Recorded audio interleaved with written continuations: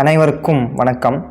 இந்த வீடியோ பதிவில் எதை பற்றி பார்க்க போகிறோம் அப்படின்னா டிஎன்பிஎஸ்சி குரூப் 4 குரூப் 2க்கு எப்படி நம்ம ப்ரிப்பேர் பண்ணுறது. 2026 சரிங்களா, 2026 வரக்கூடிய குரூப் 2 குரூப் 4 தேர்வுக்கு எப்படி தயாராகிறது அப்படிங்கிறத பார்க்கலாம் இந்த வீடியோவில். எல்லாரும் போலையும் சிலபஸ் படிங்க, இதை படிங்க, அதை படிங்க அப்படின்னு நான் சொல்ல போகிறதில்ல. சில உண்மையான விஷயங்களையும் சில உண்மையான தகவல்களையும் உங்களுடைய மனதிற்கும் உங்களுடைய மூளைக்கும் நான் அதை சொல்லணும் அப்படிங்கிறத நினைக்கிறேன். சரிங்களாப்பா? இந்த வீடியோ முழுமையாக பாருங்கள். கண்டிப்பாக 100% எப்படி நீங்கள் ப்ரிப்பேர் பண்ணுறது அப்படிங்கிறது உங்களுக்கு தெரியும். சரிங்களாப்பா? ஃபர்ஸ்ட் ஆஃப் ஆல் என்னை பற்றி சில விஷயங்கள் சொல்லணும் அப்படின்னா நானும் ஒரு தோல்வியாளன் அப்படிங்கிறத நான் சொல்லிக்க ஆசைப்பட்றேன். ஒரு வெற்றியாளனிடம் எப்படி வெற்றி பெற்றா என்று கேட்பதை விட ஒரு தோல்வியாளனிடம் எப்படி தோற்றா என்று கேட்டு பாருங்கள். உங்களுடைய வெற்றிக்கு அது மிக சிறந்த வழிகாட்டியாக அமையும். சரிங்களா? அதனால தான் இந்த வீடியோ அப்படிங்கிறத நான் பதிவு பண்ணுறேன். நானும் என்னுடைய தோல்விக்கு ஃபஸ்ட்டு காரணமாக நான் என்ன சொல்லுவேன் அப்படின்னா கேர்லெஸ் மிஸ்டேக். ஓகேங்களா? கேர்லெஸ் மிஸ்டேக் நான் ஒரு 5 கேள்விகள் டு 7 கேள்விகள் நான் பண்ணேன், தமிழ் டு ஜிஎஸ். அதனால் வெற்றி வாய்ப்பு அப்படிங்கிறது எனக்கு கிடைக்கல. ஓகே, இப்போ அது ஒரு பக்கம் இருக்கட்டும். இப்போ ஃபஸ்ட்டு பாயிண்ட், முதல் ஒரு 10 பாயிண்ட் பார்ப்போம். ஃபஸ்ட்டு பாயிண்ட் என்ன அப்படின்னா சரியான திட்டமிடல். நோட்டில் எழுதி வச்சுக்கோங்க, சரியான திட்டமிடல். சரிங்களா? அதாவது ஒரு போட்டித் தேர்வுக்கு நம்ம தயாராகிறோம் அப்படின்னா என்ன படிக்கணும், எதை படிக்கணும், எப்படி படிக்கணும், எந்த புக்கில் படிக்கணும், எப்படி கொஷின் கேட்பாங்க அப்படிங்கிற சரியான திட்டமிடல் வேண்டும். சரிங்களாப்பா? ரெண்டாவது என்ன அப்படின்னா சரியான இலக்கை நிர்ணயிக்கணும். இப்போ நான் குரூப் 4 எக்ஸாமுக்கு தான் நான் ப்ரிப்பேர் பண்ணுறேன். குரூப் 4 அல்லது குரூப் 2 எக்ஸாமுக்கு தான் நான் ப்ரிப்பேர் பண்ணுறேன் அப்படிங்கிற ஒரு சரியான இலக்கு வேண்டும். அந்த இலக்கை நோக்கி தான் ஒரு வருட காலம் பயணிக்க போகிறீர்கள் என்றால் கண்டிப்பாக அந்த இலக்கு முழுமையானதாக முழு மனதோடு இருக்க வேண்டும். சும்மா ஏதோ ஒரு வேலை கிடைச்சா போதும் குரூப் 4 அப்படின்னு நினைக்கிறத விட எனக்கு இந்த போஸ்டிங் தான் வேணும், இதில் தான் நான் போவேன் அப்படிங்கிற ஒரு சரியான முறையான உயர்ந்த எண்ணங்கள், உயர்ந்த இலக்கு வேண்டும். சரிங்களாப்பா? ஓகே சார், இதெல்லாம் முடிஞ்சுது. மூணாவது என்ன சார் பண்ணணும்? 2025 குரூப் 4 குரூப் 2 எக்ஸாம் நடந்தது. அதில் இருக்கிற கொஷின் பேப்பரை எடுத்து ஃபஸ்ட்டு அனலைஸ் பண்ணணும். எங்கேருந்து கொஷின் கேட்டிருக்காங்க, தமிழ், மேக்ஸ் எங்கேருந்து கேட்டிருக்காங்க, ஜிஎஸ் எங்கேருந்து கேட்டிருக்காங்க 2025. 2026க்கு நம்ம எப்படி படிக்கணும் என்று கொஷின் பேப்பர் வினாத்தாளை அனலைஸ் செய்ய வேண்டும். வெரி வெரி இம்பார்ட்டன்ட் இதுதான். சரிங்களாப்பா? சரிங்க சார். நாலாவது விஷயம் என்ன சார் அப்படின்னு பார்க்கும்போது டைம். ஒரு நாளைக்கு நான் எத்தனை மணி சார் படிக்கணும் அப்படின்னு பார்க்கும்போது காலை 2 மணி நேரம், மதியம் ஒரு 2 மணி நேரம், இரவு ஒரு 2 மணி நேரம், 2 மணி நேரம் தமிழ், 2 மணி நேரம் மேக்ஸு, மற்ற ஒரு 2-3 மணி நேரம் ஜிஎஸ் படித்தால் போதும். கண்டிப்பாக 2026 குரூப் 4 எக்ஸாமில் ஜெயிக்கலாம். கண்டிப்பாக சக்ஸஸ் பண்ணலாம், அதில் எந்த ஒரு மாற்றமும் இல்லை. ஏனென்றால் ஒரு வருட காலம் நம்மளுடைய கையில், ஒரு வருடம் அப்படிங்கிறது நமக்கு அக்யூரேட்டாக இருக்குது. சரிங்களாப்பா? Okay sir. 5வது விஷயம் சார், எல்லாருமே சொல்லுவாங்க சார் சிலபஸை பிரிண்ட் அவுட் போட்டு வச்சுக்கோங்க அப்படின்னு சொல்லிட்டு. சிலபஸை பிரிண்ட் அவுட் போடுறது முக்கியம் இல்லை கண்ணா, அது எந்த இடத்துல எந்த புக்கில் படிக்கணும் அப்படிங்கிறது ரொம்ப ரொம்ப முக்கியம். சிலபஸ் எடுத்து வச்சுக்கோங்க. ஆனால் சிலபஸ் படித்து அவங்க சிலபஸ் படி கேள்வி கேட்குறாங்களா அப்படின்னா கண்டிப்பாக கிடையாது. பாலிட்டியில் 15 கொஷின் அப்படின்னு கொடுத்துருக்காங்கன்னு வச்சுக்கோங்க, 10 கொஷின் தான் கேட்குறாங்க, 12 கொஷின் தான் கேட்குறாங்க. ஸோ அவங்க சொல் வேறு செயல் வேறு அப்படிங்கிற மாதிரி தான் இருக்கிறாங்க. அதனால் சிலபஸ் அப்படிங்கிறது ஒரு பக்கம் நமக்கு தேவை, சரிங்களா? சிலபஸ் அப்படிங்கிறது ஒரு பக்கம் தேவை. ஸோ நீங்கள் அதனால் அந்த சிலபஸை பிரிண்ட் அவுட் போட்டு பத்திரமா வச்சுக்கோங்க, ஓகேவா? ஸோ 6வது, இந்த சிலபஸை தாண்டி ஃபஸ்ட்டு விஷயம் என்ன சார் பண்ணணும் அப்படின்னா ஸ்கூல் புக்கை கலெக்ட் பண்ணணும். 6வதுலேருந்து 12வது வரையும் புதிய பழைய, அதாவது நியூ ஓல்டு தமிழ் புக்கும், 6லேருந்து 10th வரையும் மேக்ஸ் புக்கும், 6லேருந்து 12th வரையும் ஜிஎஸ் புக்கு எல்லாத்தையும் கலெக்ட் பண்ணணும். ஸோ ஓல்டு புக் ஷாப்லேயோ அல்லது ஆன்லைன்லேயோ ஆர்டர் பண்ணி ஃபஸ்ட்டு உங்கள் கையில் புக்கு இருக்கணும், சரிங்களாப்பா? ஸோ புக்கு கலெக்ட் பண்ணிட்டேன் சார், இப்போ என்ன சார் படிக்கணும், எப்படி சார் படிக்கணும்னா 7வது விஷயம் என்ன அப்படின்னா ஒவ்வொரு புக்காக ஸ்டார்ட் பண்ணணும். 6th இப்போ தமிழ் அப்படி 1 மணி நேரம் அப்படின்னா 6th பாலிட்டி வந்து ஒரு மணி நேரம், 6th மேக்ஸ் புக் 1 மணி நேரம். இது போல் 2 மணி நேரம் டைம் பிரித்து ஒவ்வொரு நாளைக்கும் டைம் ஷெடியூல் பண்ணி படிக்கணும். ஸோ மொத்தமாக சார் 6லேருந்து 12th வரையும் தமிழ் மட்டும் நான் முடிச்சிருவேன் சார் ஒரு வாரம்னா அப்படி படிக்கக்கூடாது. காலைல ஒரு 2 மணி நேரம் தமிழ், நைட்டு ஒரு 2 மணி நேரம் மேக்ஸு, ஸோ 2 மணி நேரம் ஜிஎஸ்ஸு, இது போல் டைம் ஸ்ப்ளிட் பண்ணி படிக்கணும், சரிங்களாப்பா? ஸோ இது போல் நீங்கள் படிக்கலாம்.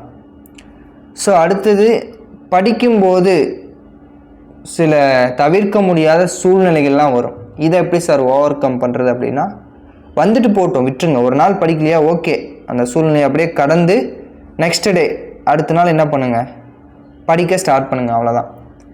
ஸோ சூழ்நிலைகள் காரணங்கள் எல்லாருக்குமே வரும், இன்க்ளூடிங் எனக்கும் வரும். ஸோ அதை தாண்டி தான் படிக்க வேண்டும், அதை தாண்டி தான் நாம் சக்ஸஸ் செய்ய வேண்டும். காரணங்களை தாண்டி தான் நம்ம வந்து ஜெயிக்க முடியும், சரிங்களாப்பா? ஸோ அதனால் ஒவ்வொரு சூழ்நிலைகளையும் ஒவ்வொரு காரணங்களையும் தாண்டி தான் நாம் வர வேண்டும். ஸோ அதை நல்லா மைண்டில் ஃபிக்ஸ் பண்ணிக்கணும், சரிங்களாப்பா? ஸோ அடுத்தது முக்கியமானது டெஸ்ட்டு, வெரி வெரி இம்பார்ட்டன்ட்.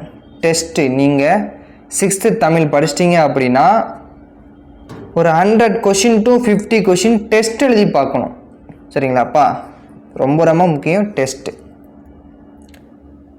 அப்போனா தான் நீங்கள் என்ன மிஸ்டேக் பண்ணுறீங்க, அந்த டெஸ்ட்டில் வந்து என்ன மிஸ்டேக் பண்ணுறீங்க அப்படிங்கிறத தெரிஞ்சு அனலைஸ் பண்ணி அடுத்த டைம் நீங்கள் அந்த டெஸ்ட்டில் நீங்கள் மிஸ்டேக் பண்ண மாட்டீங்க. ஓகே சார், டெஸ்ட்டை முடிச்சுட்டு கரெக்டாக கரெக்ஷன் பண்ணணும், கரெக்ஷன் பண்ணி ப்ராப்பராக எந்த இடத்துல தப்பு பண்ணுறோம் அப்படிங்கிறத பார்க்கணும். ஸோ எல்லாத்தையும் கம்ப்ளீட் பண்ணிட்டேன் சார், அப்புறம் என்ன சார் பண்ணணும், previous year question paper. So எப்படி கொஷின் வந்து கேட்குறாங்க, ப்ரீவியஸ் இயராக எப்படி கேட்டிருக்காங்க அப்படிங்கிறத ஃபஸ்ட்டு அனலைஸ் பண்ணணும். ஸோ 2024 குரூப் 4 எக்ஸாமில் எப்படி கேட்டிருக்காங்க, 25 எப்படி கேட்குறாங்க அப்படிங்கிறத அனலைஸ் பண்ணணும். கூற்று காரணமாக கேள்வி கேட்குறாங்க, கூற்று காரணமாக கொஷின்ஸ் கேட்குறாங்க. அந்த கூற்று காரணத்திற்கு தகுந்தாற் போல் நாம் எப்படி படிக்க வேண்டும், நம்ம எப்படி மாற்றிக்கொள்ள வேண்டும் அப்படிங்கிறத முக்கியம். நிறைய ஒன்லைனர் புக்கெல்லாம் வாங்கி படித்து உங்களுடைய பொன்னான நேரத்தை வீணடிக்காதீங்க. ஸோ ஒன்லைனர் கொஷின் அப்படிங்கிறது ஒரு 10 கேள்வி தான் இடம்பெறும், மீதி இருக்கிற 50 கேள்விகளும் கூற்று காரணமாகத்தான் இருக்கும், அடித்து சொல்கிறேன். ஸோ அதனால் ஸ்கூல் புக்கில் இருக்கக்கூடிய அந்த கதை, அந்த பாக்ஸு ஒன்று விடாமல் எல்லாத்தையும் அட்ட ஃபஸ்ட்டு படிக்கணும். ஸ்கூல் புக்கை முதலில் தரவாக நாம் படித்து விட்டால் கண்டிப்பாக காம்படிஷனுக்குள்ளே வந்துடுவோம். ஒரு 150 140 கொஷின் போகிற அளவு காம்படிஷனுக்குள்ளே வந்துடுவோம். அதற்கு பிறகு சிலபஸ் வைஸ் நாம் வந்து பார்த்தோன்னா படிச்சுக்கலாம், சிலபஸ் வைஸ் படிச்சுக்கலாம். அதே போல் ஸ்கூல் புக்கில் நம்ம படிக்கும்போது இது சிலபஸில் கவர் ஆகுதா அப்படிங்கிறத கண்டிப்பாக நோட் பண்ணிக்கணும். அதே சமயத்தில் கவர் ஆகாத சில முக்கியமான தகவல் ஜிஎஸ்சில் கவர் ஆகுச்சுன்னா அதையும் நம்ம படிச்சுக்கணும். ஸோ இப்போ ஐரோப்பிய வருகை 10th ஒரு புக்கு இருக்குது அப்படின்னா அது சிலபஸ்லேயே கிடையாது, அதெல்லாம் நம்ம படிக்கவே வேண்டாம், படித்து டைம் வேஸ்ட் பண்ணக்கூடாது. சிலபஸ் வச்சுக்கிட்டு ஸ்கூல் புக்கில் எந்தெந்த டாபிக்ஸ் கவர் ஆகுதோ அதை மட்டும்தான் நம்ம படிக்கணும், சரிங்களா? பாலிட்டியை பொறுத்தவரை மட்டும் எல்லா யூனிட்ஸும் நம்ம படிக்கணும். ஏன் சார் அப்படின்னா அதில் 15 மார்க் கேட்குறாங்க, அதனால் ரொம்ப ரொம்ப முக்கியம். ஸோ இதெல்லாம் முடிச்சிட்ட பின்னாடி நம்ம சிலபஸ் வைஸ் நல்லா அனலைஸ் பண்ணி நல்ல ஸ்கூல் புக்கு எல்லாத்தையும் கலெக்ட் பண்ணி ஸோ நல்ல மெட்டீரியல் நம்ம ரெடி பண்ணி ஸோ வச்சுக்கிட்டு ஸோ அதுக்கப்புறம் அந்த சிலபஸ் வைஸ் அப்படிங்கிறது ரிவிஷன் பண்ணுறதுக்கு நம்ம யூஸ்ஃபுல்லாக இருக்கும். சரிங்களா? ஸோ இதுதான் காமனாக எக்ஸாம் ப்ரிப்பேர் பண்ணுறதுக்கான சில அதாவது சில உத்திகள். சரிங்களா? எனக்கு தெரிஞ்ச சில விஷயங்கள் நான் உங்ககிட்ட ஷேர் பண்ணிக்கிட்டேன். ஸோ இதை தாண்டி 2025 குரூப் 4 எக்ஸாம் தமிழ் எப்படி சார் படிக்கணும் அப்படின்னு பார்க்கும்போது அவுட் சோர்ஸ்லேருந்து ஒரு 25 to 30 கேள்விகள் பக்கம் இடம்பெற்றிருந்தது. ஸோ அவுட் சோர்ஸ் ஒரு 20 புக் ஆஃப் அவுட் சோர்ஸை கலெக்ட் பண்ணி அதை எல்லாத்தையும் நம்ம வாசித்து படித்து அதிலிருந்து டெஸ்ட் ரைட் பண்ணி பார்க்கணும். அதே போல் மேக்ஸை பொறுத்தவரையும் டாக்டர் ஆர்எஸ் அகர்வால் புக்கோட சம்ஸ் எல்லாமே ஒர்க் அவுட் பண்ணி பார்க்கணும். ஜிஎஸ்ஸை பொறுத்தவரையும் ஸ்கூல் புக்கு நமக்கு போதுமானது. அதை தாண்டி வெளியில் கேட்குற கொஷினுக்கு ப்ரீவியஸ் இயர் கொஷினை பார்த்துக்கலாம். இன்னும் அவுட் சோர்ஸ் போகிறாங்க அப்படின்னா வெங்கடேசன் சாரோடைய புத்தகமும் இன்னும் சில புத்தகங்களை நம்ம வாங்கி படிச்சுக்கலாம். அதை படிக்கிறதுக்கு முன்னாடி ஸ்கூல் புக்கை ஃபிங்கர் டிப்பில் வச்சுருக்கணும். So very very important.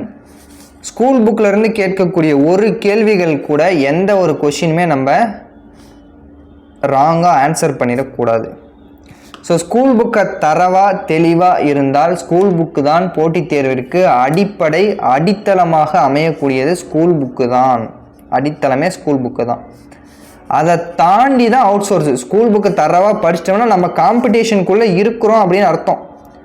TNPSC நம்மளும் ஒரு போட்டியாளர், ஒரு ஆஸ்பிரண்ட் அப்படிங்கிறத சொல்லிக்கலாம். அதற்கு அப்புறம் நம்ம வெற்றி அடைய என்ன செய்ய வேண்டும் அப்படின்னு பார்க்கும்போது தான் நம்ம அவுட் சோர்ஸ் புக்கையும் சிலபஸ் வைஸ் நிறைய புக்கையும் முடிச்சுட்டு டெஸ்ட்டு ப்ராப்பராக போட்டு ப்ரீவியஸ் இயர் கொஷினை அனலைஸ் பண்ணோம் அப்படின்னா கண்டிப்பாக நம்மளால் ஜெயிக்க முடியும். ஸோ கன்சிஸ்டன்சியாக படிக்கணும். தினமும் ஒரு நாள் விடாமல் ஒரு 5 மணி நேரமாவது அட்லீஸ்ட் படிக்கணும். இப்போ இருக்கிற காம்படிஷனுக்கு ஒரு 6 to 8 மணி நேரம் படித்தா தான் வெற்றி பெற முடியும். போட்டி நிறைந்த உலகம். இந்த போட்டி நிறைந்த உலகத்தில் நாம் வெற்றி அடைய வேண்டுமென்றால் கடினமாக உழைக்க வேண்டும். கடினமாக உழைப்பதையும் சரியாக திட்டமிட்டு உழைக்க வேண்டும். கடினமாக உழைக்கணும் சார், கடினமாக படிக்கிறேன் ஆனால் வேலை கிடைக்கல, சரியாக படிச்சிருக்க மாட்டீங்க. சரியாக படிக்கலாம் என்ன சார், எங்கே கொஷின் வருதோ அங்கே படிச்சிருக்க மாட்டீங்க. நீங்கள் பாட்டு ஐரோப்பியர் வரைக்கும் அது சிலபஸ் இல்லாமல் டாப்பிக்லாம் படிச்சிருப்பீங்க. கொஷின் ஏரியாவை ஃபிங்கர் டிப்பில் வைக்கணும். வித் ஷார்ட்கட் போட்டு படிக்கணும். ஷார்ட்கட்டோட ஃபிங்கர் டிப்பில் வைக்கணும். மனப்பாடத்தை தாண்டி ஜிஎஸ்க்கெல்லாம் ஷார்ட்கட் வச்சு படிக்கணும். சரிங்களாப்பா? ஸோ இந்த மாதிரியான பல்வேறு விஷயங்கள் செய்தோம் அப்படின்னா கண்டிப்பாக போட்டித் தேர்வில் நமக்கு வெற்றி அப்படிங்கிறது கிடைக்கும். ஸோ இப்போ ஒரு 1 year ட்ரை பண்ணி நமக்கு கிடைக்கல அப்படின்னா நம்ம அப்படியே லெஃப்ட் ஆகிடக்கூடாது. சிலருக்கு ஒன் இயரில் கிடைக்கும், சிலருக்கு 2 yearல கிடைக்கும், சிலருக்கு 3 year 4 year 5 year கூட ஆகலாம். அதுவரை இந்த ஃபீல்டில் இருக்கணும். அதான் ரொம்ப ரொம்ப முக்கியம். விடாமுயற்சி. கிடைக்கிற வரையும் விடக்கூடாது. ஸோ என்னைக்கு நமக்கு தலையில் எழுதியிருக்கோ அன்னைக்கு கிடைக்கும். அதுவரை நம்மளுடைய உழைப்பும் கடின உழைப்பும் விடாமுயற்சியும் என்றைக்குமே நம்ம கைவிடக்கூடாது. சரிங்களாப்பா? ஸோ எனக்கு தெரிஞ்ச சில உண்மையான விஷயங்களை உங்ககிட்ட ஷேர் பண்ணிக்கிட்டேன். ஸோ எல்லாரும் மாதிரியும் மோட்டிவேஷன் அப்படின்னு பண்ணுறதை விட ஸோ இதுதான்ப்பா உண்மை, இது போல தான் நீங்கள் படிக்கணும் அப்படிங்கிறத உங்ககிட்ட நான் ஷேர் பண்ணிக்கிட்டேன். சரிங்களாப்பா? ஸோ உங்களுக்கு ஏதேனும் சந்தேகங்கள் இருந்தால் இந்த வீடியோஸ்க்கெல்லாம் கமெண்ட் பண்ணுங்கள். உங்களுடைய வாழ்க்கை எந்த நிமிடம் வேண்டுமென்றாலும் மாறலாம். ஸோ அந்த நிமிடம் இந்த நிமிடமாக கூட இருக்கலாம். உங்களுடைய வெற்றியின் பாதையில் எப்போதும் நான் ஒரு அங்கமாக இருப்பேன். ஸோ நன்றி, வணக்கம்.